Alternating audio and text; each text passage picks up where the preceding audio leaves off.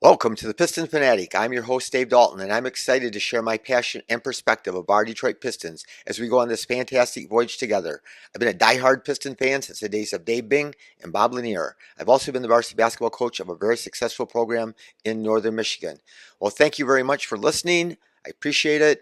Please subscribe and like. Well, tonight, Piston fans, we lost to the Denver Nuggets 131 to 114, but we lost far more than the game. We lost Cade Cunningham. He played only 11 minutes tonight.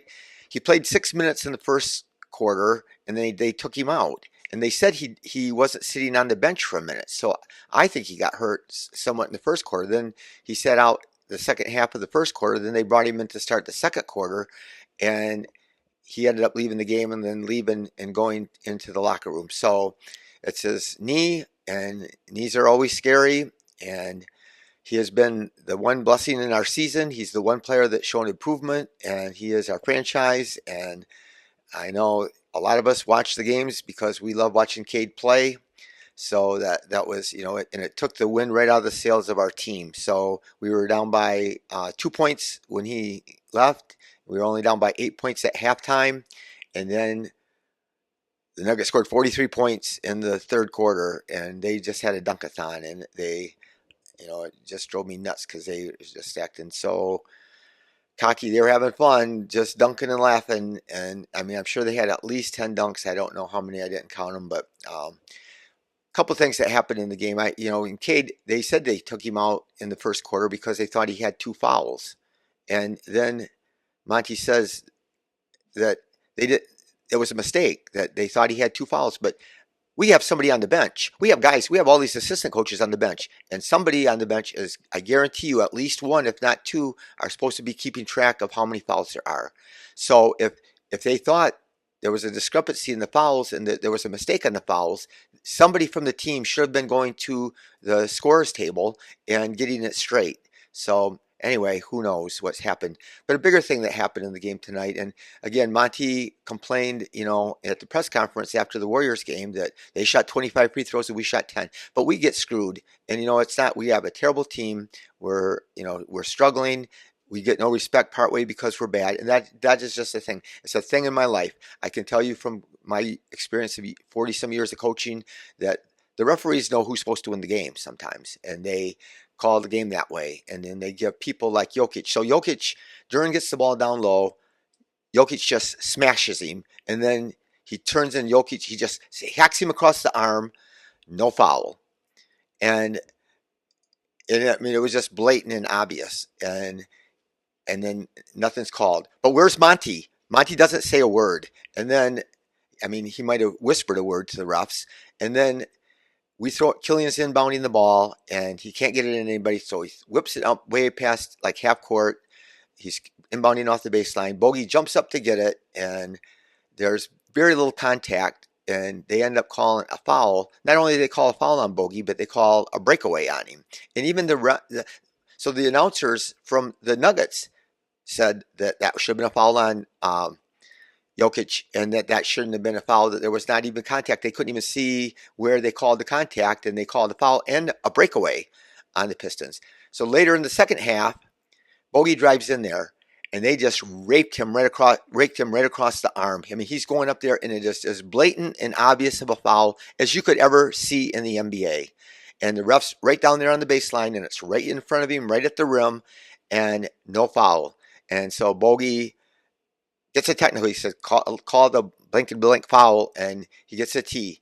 Why doesn't Monty get a technical foul? Why doesn't Monty get mad? Why doesn't he show that he cares about these guys? Why does he'll whisper in the press conference, well, I'm a little bit, it doesn't do any good to get mad at the refs and whatever. I don't know. He's saying we're getting ripped off. He says it's happening every night. When is he going to stand up? Why doesn't he at least, when it's that bad? He never gets a technical. We get night after night, we get screwed. And then he doesn't say, he's just calm as can be, collecting his $13 million a year check. I don't know. I just feel frustrated about that. It's just obvious, blatant things, but I just don't know what he's doing and what is he thinking in his mind about our team. And so he comes out and says, somebody asked him, James Edwards III, good job, James, he says. He asked Monty about why is it Ausar's lack of playing time. And he said other guys are back. He was playing him 30 minutes. He was averaging like double figures in points and double figures in rebounds and 1.5 blocks. He was the talk of the league. He was the talk of the league. He was like third in all rookie team. Everybody all over the league was just singing his praises and saying how amazing he is. And then all of a sudden we get Isaiah Livers back. So now we can't play him because we're getting people back. Other guys are back and playing, and so we're not going to play him. And we're 3-32, Monty. We're 3-32. We won 3 games, and you are playing Isaiah Livers. Isaiah Livers averages 4 points a game, 2 rebounds a game, 1 assist, shoots 32. He's improved his percentage tonight, so he's up to 32% from the field, 25% on threes, and he's this floor spacer. Tonight he wide open at the 3-point line. Usually he fires, but he didn't twice. He drove baseline once. He made it once, and then the next time he drove, then they blocked it. But he did do one thing. He led the team in fouls. He had 5 fouls because he can't guard anybody. So they just drive on him and he fouls them. But he's just, I know he's better than this. I know he's a better shooter than this. But still, Ausar plays. He doesn't get to play. He played 9 minutes last game.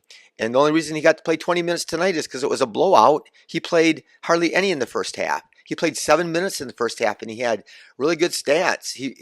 I wrote it down. I don't have it here, but he had 4 rebounds and 2 assists, and I don't know. And plus, he just guards people. He was against Golden State. He guarded Steph for a minute, and Steph couldn't do anything. Steph was frustrated by him. Steph started out the game bad, but he didn't put him in down the stretch to guard Steph.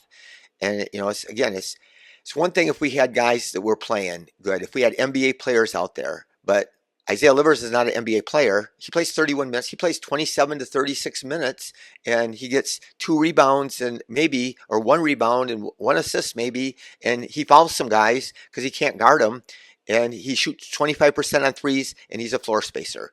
But anyway, Monty's thing is, at the same time, every young player needs to process when they make repetitive mistakes. So how come he's not getting better? It's not working, Monty. It didn't work with Jaden Ivey. Jaden Ivey is still psyched out of his brain. He doesn't know how to play. I mean, he's just out there. He's frustrated and he doesn't try. And that's on Ivey. Ivey has to rise above Monty's coaching, and Ausar does. But you can see just like it took the wind right out of our sails when Cade got injured. We just, all of a sudden, bang, that third quarter happened, and that was partway a response to their leader and their best player not on the court now. And it's like, what are we going to do here? And plus he is really our only really great player, and we're on a team with bad players, and so now we replace him with another Monty favorite, Killian Hayes. So Killian, he gets to play 24 minutes tonight, 1 for 5, 0 for 1 on threes. And God bless Killian Hayes, he can't shoot the ball, and it's in his head, and he can't. But what is going to happen with Killian?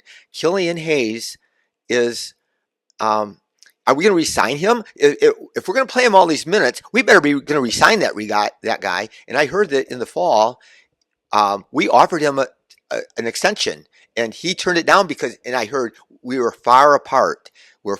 Killian, him or his agent wanted a lot more money, and so But what do we really think we're going to re-sign him? Do we think that he's played good enough that we want to offer him an extension other than like the minimum?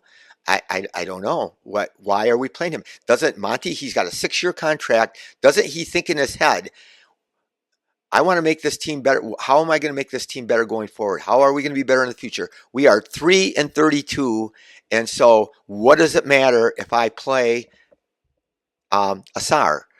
How is it going to hurt us? He plays tonight, and he plays 20 minutes, and he's 2 for 5. And I forgot to write down his rebounds, but he rebounds the ball. He gets loose balls. He plays tough defense. He shuts down. They put him on Murray. Murray lit us up. Jamal Murray had 37 points. You put Ausar on there, and he struggles. And he has to end up passing the ball, but he just lights up everybody else on our team. So we're here to improve. Nobody's getting better. People are getting worse, Monty Williams. They're getting worse. So what you're doing, your tough love or whatever you want to call it, or saying that every young player needs to process and when they make repetitive mistakes, he played 9 minutes. Ausar played 9 minutes. And we've had all these games where Ivy hasn't played very many minutes. And then Ivy, his shots in his head. He shot great at the end of last year. He shot great the first part of this year, and then at some point he lost confidence. But I will tell you the other thing: Ivy needs to touch the ball, and if there's going to be a blessing, so when Cade came out, which again it ruins our season for watching the Pistons, but Ivy he got to touch the ball because before that, where did Jaden Ivey play in Monty Williams' offense? In the corner, and he was. A lot of NBA players do this, but twice in the first quarter, I think Ivy stepped on the sideline because there's not much space between the sideline and the 3-point line. So Ivy did that, and he shouldn't have done that, but that's not where he belongs on the offense. I even contend that I've said this over and over again. Cade and Ivy one of them needs to be on the court all the time. If Bogey plays with the second unit, he cannot create shots for other people. He cannot break down the defense, and Ivy can. So if anybody's going to play with the second unit, it needs to be Jaden Ivey. And so all the minutes that Cade's not on the court, Ivy needs to be handling the ball and running the point and creating shots for other people or getting to the rim himself. And he does draw fouls. He just takes it in there and he draws fouls. So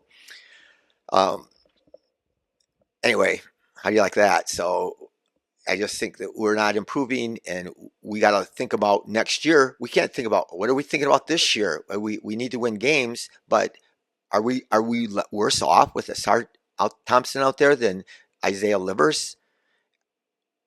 And even Knox. Why does Knox not start over Livers? I don't get that. And Livers had his best game, maybe his best game of the year tonight, but it's still not that good. I don't buy it. But a couple of things is Bogey is old. So the trade deadline's coming up. I'm going to have a special podcast about the trade deadline. I got like over a dozen players that we're going to look at that are good fits for the Pistons and help us turn this thing around. And so look for that. I'm not sure if I'm going to be doing a podcast after the Kings game because of I'm going to probably go to my granddaughter's game down in Ann Arbor. It's a long drive. But anyway, we got to play the Kings, and then we got to turn around and play in the second game of a back-to-back against the Spurs. So the Spurs, they've only won 5 games. We've only won 3 games. But now we got to play the Spurs. They have 2 days off, and we're going to be playing back-to-back and probably no Kade Cunningham. And so one of our most winnable games, playing them at home, and again, even with Cade, having played a back-to-back when they had 2 days off was going to be a challenge. And then Friday, we got to play Houston at home. So I don't know what's going to happen. I'm anxious to hear about Cade. But like I said, knees are scary. And we don't there's no point in risking anything. There's no point in you certainly are going to err on the side of caution. But I hope you can listen to my podcast about some trade moves that we can make. I think we can make the team better. We got to see Braxton Key tonight, and he played with the Pistons, and he had some great moments with the Pistons, but he's in the G League. I watched the G League. They had a showcase down in Florida, and Braxton Key was the best player there. Of all the games I watched, I didn't watch every game, but he was the best player there. And we got some good guys that are in the G League, but I don't know if I had one podcaster that does Piston talk. He said, "Oh no, we can't let Ausar and Sasser play in the G League because the Ignite are doing not the Ignite. The Crews are doing really good, and we don't want to mess them up. They got lots of depth and they got lots of team. And it's like he's prioritizing the Crews' team over the Piston team. So that was just kind of goofy for me. But okay, Livers, 31 minutes, 4 for 8. Like I said, he's shooting 32% from the floor on the season, and he hasn't shot that good in his whole career. And he was 1 for 2 on threes. He made an open 3, and he passed up 2 open 3s. And the 1 3 he shot, the guy's like in the paint, and he's that far open, and he made it. But he is a good shooter, and he just shot horribly though. But anyway, he did have 5 rebounds tonight. Usually he gets 1 or 2. He had 1 assist and 5 fouls because he can't guard anybody because they just go by him and then he fouls them. Bogey, 26 minutes, 6 for 12, 2 for 4. So he was on tonight, but things didn't work out. Again, he's been rebounding the crap out of the ball, 5 rebounds, 4 assists. So that's a great game. And um, no, I'm sorry, he had 1 assist and 3 steals, but he had five rebounds though still, and that's really good for him. 14 points, but he didn't. He only played 26 minutes, but he was frustrated. And again, he got one of those 6 shots, or one of those 12 shots that should have been a foul. So fouls don't count. If you're in the act of shooting and you get fouled and you get 2 free throws, that doesn't count for an attempted shot. I don't not Probably most of you know that, but probably everybody doesn't know that. So Jalen Duren, though, he was a bright spot. 30 minutes, 8 for 12, which he shoots that like every night, and not that many shots, but he shoots a high percentage.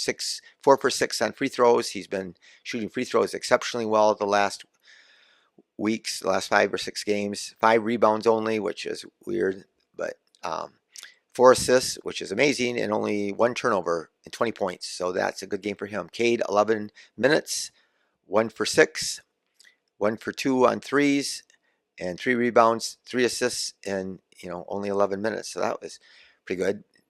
And he had 3 points. So going back to Duren a little bit, Monty's been wanting Duren to do more stuff, and he said he's working hard with Mark Bryant, the assistant coach, and he's trying to get him to be more aggressive and make more moves by the basket. But sometimes it looks kind of clunky, it looks kind of awkward. Some of the shots he ends up trying to force up there because he doesn't quite know what he's doing. But again, the rest of the season he just has to experiment and try things. But Jaden Ivey, 27 minutes, 4 for 11. But 0 for 6 on threes, and that just kills him. He just, he's been shooting the three a little bit better lately, and then he has 0 for 6. But his follow through is not the same. He doesn't extend and follow through a lot of, so the ball doesn't come off his fingers right, and he doesn't extend his arm, so he doesn't finish his follow through, and so the ball goes in and out because it ends up affecting the rotation on his shot. And if you don't have good rotation and the ball goes inside the cylinder, it pops out. If you have the good rotation, it sucks it right into the basket. But he got to handle the ball at the end, so he ended up he had 4 rebounds, 6 assists, but he did have 4 turnovers. 2 of them were stepping on the sideline, and another one he caught the ball in the corner and he took off too fast and he got called for traveling. So Ausar played 20 minutes, 2 for 5. He's got that pull-up jumper that he can just get in anywhere within like 8 or 10 feet of the basket. He can just elevate and nothing matters. He can just make it. And he needs to try to shoot that more. I think that he needs to stop shooting threes. He shot an air ball terribly. It's a mental thing. His shots, he's got his left hand too far behind the ball. He needs to get it up on the side of the ball, his left hand, because that affects the shot. But he needs to just stop shooting threes. If he catches it wide open in the corner, just drive it at the basket. That's what he needs to do this year. Because I think I watched Amen play last night, and he had the same thing. He shot an air ball because he can't. Those guys don't know how to shoot. And again, I had strong feelings about that going into the draft. But oh well. Knox has played quite well. 20 minutes, 4 for 8, 1 for 3 on threes. He's been shooting the three a little bit better, and he can make it. He can make tough ones. He made one. The 1 3 he made, I think, was with the shot clock running out and a guy all over him. 3 for 4 on free throws, 3 rebounds, 1 assist, 13 points.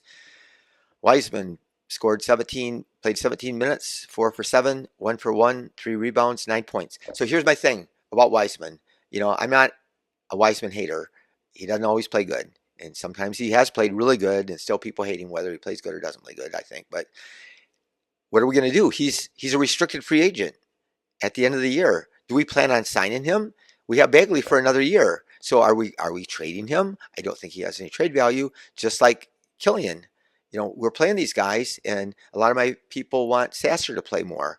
And I didn't get Sasser's stats written down, but Sasser, he struggled at times tonight. He made a few shots, but Sasser's played really well in minutes when he's played, especially at garbage time, when he's playing against the other team's second team. That's something I've noticed with him, even from the preseason into the regular season, and he's had stretches, but he's going to be on our team next year.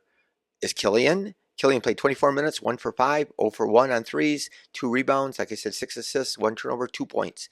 And he's a non-shooter, and so he's a non-NBA player. And are we going to keep him? Do we think we can re-sign him? Do we think we can trade him? I don't think so. Burks, 20 minutes, 6 for 9. He has been on fire.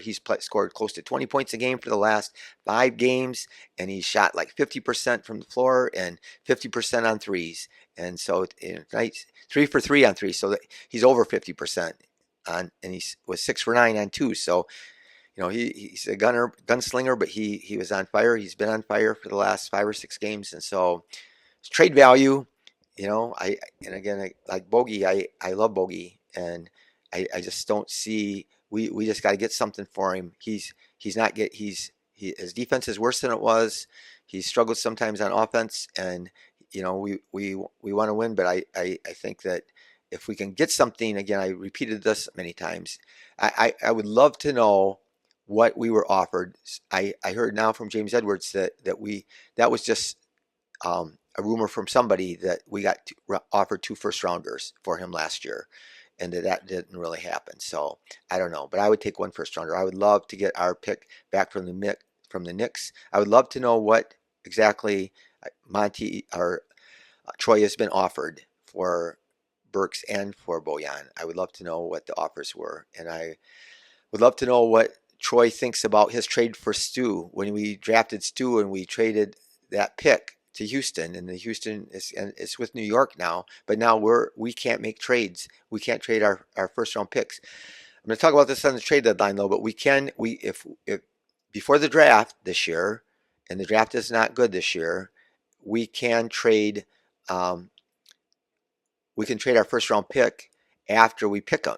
So we can have a trade, executed and agreed upon before the draft starts, and then pick the guy that the other team wants us to pick, and then consummate the trade after the draft is over. So we shot 47%.